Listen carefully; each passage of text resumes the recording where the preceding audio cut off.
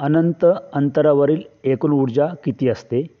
याचं उत्तर आहे पर्याय क्रमांक बी 0. चंद्रावरील मुक्तिवेग किती आहे? याचं उत्तर आहे पर्याय क्रमांक बी 2.37 किलोमीटर पर सेकंद. पृथ्वीची त्रिज्या टिंबटिंब किलोमीटर एवढी आहे.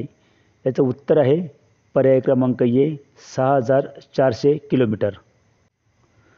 मुक्त पतनामध्ये वस्तूवर खालीलपैकी कोणते बल कार्य करत नाही? याचं उत्तर आहे पर्याय क्रमांक ए चुंबकीय बल. सरळ वर फेकलेल्या वस्तूच्या गतीचा अभ्यास करताना जीचे मूल्य टिंबटिंब धरले जाते. याचं उत्तर आहे पर्याय क्रमांक सी ऋण जी. मुक्तिवेग टिंबटिंबवर अवलंबून आहे. याचं उत्तर आहे पर्याय क्रमांक सी आरंभ वेगावर. वजन म्हणजेच डब्ल्यू बरोबर टिंबटिंब होय. उत्तर आहे पर्याय क्रमांक बी mg. भूपृष्ठापासूनच्या उंचीनुसार जीच्या मूल्यात होणारा बदल. याचं उत्तर आहे पर्याय क्रमांक डी जीचे मूल्य कमी होते. चंद्राचे वस्तुमान पृथ्वीच्या वस्तुमानाच्या टिंबटिंब पट आहे. याचं उत्तर आहे पर्याय क्रमांक डी 1/81.